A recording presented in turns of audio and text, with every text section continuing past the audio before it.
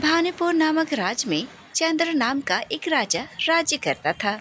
उसकी एक बेटी थी वैजयंती, जो कि उससे आज्ञा लेने आई थी और जंगल में शिकार के लिए जाना चाहती थी। राजा ने उसे आज्ञा दे दी और वो शिकार के लिए जंगल चली गई। जंगल इतना घना था कि राजकुमारी वैजयंती खो गई और उसकी दो दासियां उसे ढूंढने लगी। बहुत ढूंढा, लेकिन राजकुमारी कहीं नहीं मिली। वो ये दोनों सोच लेती हैं कि उसे कोई जानवर खा गया, इसीलिए महल आकर वो महाराज से कहती है, महाराज, हमें माफ कर दी। जंगल में महारानी हमसे खो गई और वो कहीं नहीं मिल रही है। क्या तुम्हें नहीं पता राजकुमारी कब की महल आ चुकी है? वो अपने कक्ष में आराम कर रही है। चिंता मत करो, अगली बार से राजकुमारी के साथ ही रहना। और हाँ, कल राजकुमारी का स्वयंवर होने वाला है, इसीलिए आप सबको वहाँ उपस्थित होना पड़ेगा, क्योंकि राजकुमारी को आप लोगों को ही तैयार करना होगा। समझ गई? ये तो बहुत खुशी की बात है। जो आज्ञा महाराज। अगले दिन राजमहल में दुनिया भर से राजा स्वयंवर में भाग लेने आते हैं। रानी वैजयंती हाथ में माला लिए और अपने चेहरे को ढके हुए वहाँ स्वयंवर में पहुँचती है। आइए राजकुमारी, ये सभी राजकुमार आपके स्वयंवर के लिए आए हैं। इनमें से किसी एक को आप वरमाला पहनाकर अपना वर चुन ले। इतना कहने के बाद भी राजकुमारी गूंगी गुड़िया की जैसी खड़ी रहती है। थोड़ी देर खड़ी होने के बाद एक अनजान राजकुमार के गले में वरमाला डालती है और वहाँ से चली जाती हैं। ये देख के दरबार में सभी कोई हैरान रह जाते हैं। राजमहल में जितने भी राजा आए थे वो वहाँ से चले जाते हैं। और अगले दिन राजा ने राजा विक्रम को बुलाया और उनसे कहते हैं, आपको बहुत बहुत मुबारक हो कि मेरी बेटी ने आपका चयन किया और अपनी तलवार मुझे दे दी। मैं अपनी बेटी का विवाह कराकर सही सलामत महल भेज दूंगा और अपना आशीर्वाद भी आप दोनों को देता। लेकिन मैंने उनका चेहरा नहीं देखा है। हालांकि मैंने सुना है वो बहुत ही खूबसूरत हैं। क्या मेरी तलवार से विवाह हो जाएगा तब जाकर वो मेरी महल आएगी, तब जाकर मैं देख सकूंगा। राजा विक्रम ने अपने तलवार को सौंप दिया और राजकुमार विक्रम को वहां से विदा कर देते हैं और राजकुमारी वैजयंती का विवाह उस तलवार से कर दिया जाता है और उन्हें सोने चांदी से भरकर उन्हें विदा कर दिया जाता है। राजकुमारी वैजयंती, आपका स्वागत है। आप यहाँ आराम से रह सकती हैं और किसी चीज की जरूरत हो तो बता दे, दासियाँ यहीं पे है और मैं भी हूँ, मुझसे भी कह सकती हैं। राजकुमारी वैजयंती कुछ नहीं कहती है और वहाँ से चुपचाप चली जाती है। महारानी इतना अजीब व्यवहार क्यों कर रही है? ऐसा तो नहीं कहीं किसी के दबाव में आकर उन्होंने ये विवाह किया? मैं उनसे पूछता हूँ। महाराज विक्रम भी महारानी के पीछे पीछे चले गए और महारानी अपने कक्ष में आती हैं। रानी वैजयंती कक्ष में आते ही सारी दासियों को वहाँ से निकलने को कह देती है और वो वहाँ अकेली रह जाती है। उसके थोड़ी ही देर बाद महाराज उसके पीछे आते हैं। जब महाराज विक्रम कक्ष में आते हैं तो महारानी वैजयंती वहाँ नहीं होती है और ये देखकर महाराज कहते हैं, महारानी कहाँ चली गई इतनी रात को? मुझे लगा आज उनका दर्शन हो जाएगा, पर वो आज भी नहीं मुझसे मिली। लेकिन इतनी रात को कहाँ गई? मैं जाकर देखता हूँ। महाराज ने राजमहल में यहाँ वहाँ बहुत जगह ढूंढा पर महारानी कहीं नहीं मिली, इसीलिए वो परेशान होकर बाहर ढूंढने के लिए निकल जाते हैं और रास्ते में उन्हें एक बुढ़िया मिलती है। फिर वो उन्हें आवाज देकर कहते हैं, सुनिए माँ जी, क्या आपने किसी युवती को यहाँ से गुजरते हुए देखा है? महाराज, मुझे पूरी बात बताइए, तभी मैं आपकी मदद कर सकती हूँ।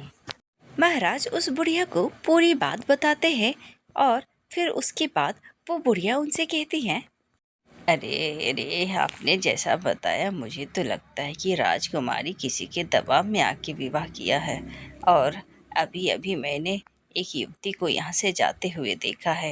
ज़्यादा दूर नहीं गई होगी, चलिए जल्दी, हम उसे तुरंत पकड़ लेंगे। लेकिन आपने तो उसे देखा भी नहीं, फिर आप कैसे पहचानेंगे? हाँ, मैं उसे पहचान तो नहीं सकता, लेकिन वो मुझे दिख जाएंगी तो मैं उनकी काया को देखकर पहचान लूंगा। राजकुमार और वो बुढ़िया पूरी रात राजकुमारी को ढूंढते रहे, पर राजकुमारी कहीं नहीं मिली। दोनों थक गए और सुबह होने को थी, इसीलिए बुढ़िया ने कहा, राजकुमार, रात भर राजकुमारी को ढूंढा पर कहीं नहीं मिली। क्यों ना आराम कर लेते हैं, सुबह होते ही हम निकल चलेंगे उसे ढूंढने के लिए। मैं थक गई।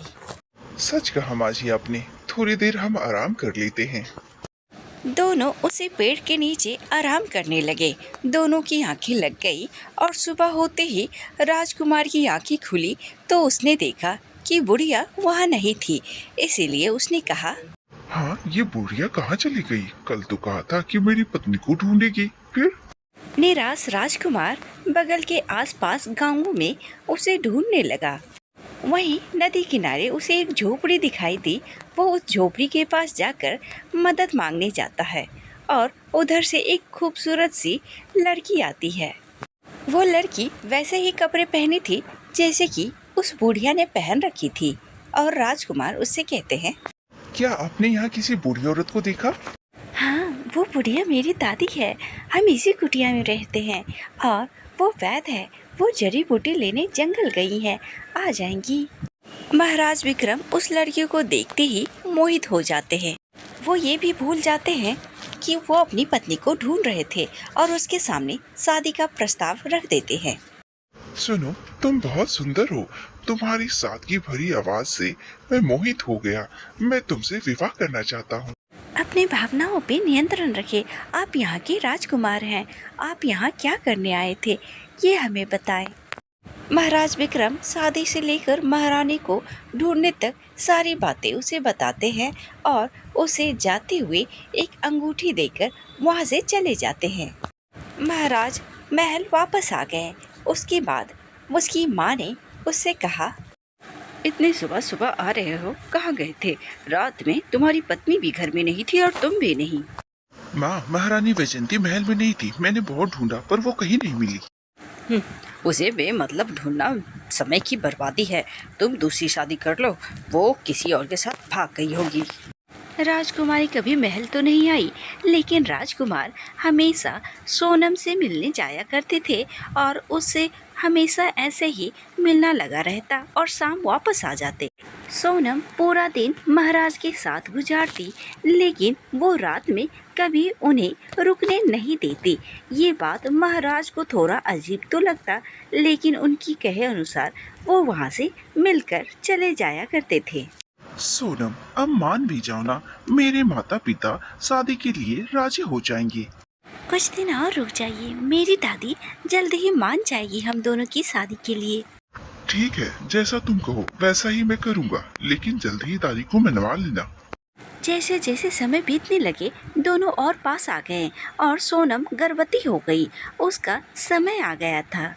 सोनम, तुम यहाँ कैसे रहोगी? तुम महल चलो, मैं तुम्हारा अच्छे से ख्याल रखूंगा। मैं आपके साथ नहीं आ सकती, समझ लीजिए मेरी कोई मजबूरी है। मैं यहाँ एक दासी की व्यवस्था कर देता हूँ जो तुम्हारा ख्याल रखेगा। आप बेवजह फिक्र कर रहे हैं, मैं अपना ख्याल रख सकती हूँ।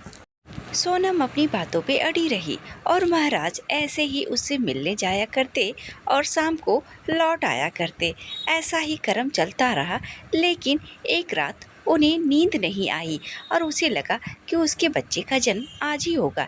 इसीलिए वो एक दासी को ले जाते हैं और वहाँ जाकर उसका देखभाल करने के लिए कहते हैं और कहते हैं, उसे सारी बातें बताकर अंदर जाने को कहता है और वो दासी अंदर जाती है और लेकिन अंदर जाते ही वो चिल्लाकर बाहर भाग आती है। उसके बाद महाराज अंदर जाते हैं और उन्होंने देखा कि वो बुढ़िया वहीं लेटी हुई है और गर्भवती है। ये देखकर वो हैरान होकर कहते हैं, माँ जी, क्या हुआ और सोनम कहाँ है? मैं आपको सारी बातें बताऊंगी, लेकिन उस दासी से कहिए मेरी मदद करने, जल्दी समय हो गया है। महाराज ने उस दासी को जाकर बताया और उसे अंदर भेजा। वो अंदर आई। उस बुढ़िया ने एक स्वस्थ बच्चे को जन्म दिया और थोड़ी देर में ही वो सोनम में बदल गई।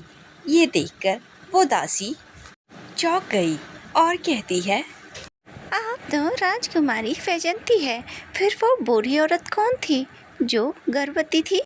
महाराज दासी की बातों को सुनकर अंदर आते हैं और वो ये देखकर चौंक जाते हैं। फिर वो कहते हैं, सोनम, ये क्या हो रहा है? तुम यहाँ हो तो बुढ़िया कहाँ गई?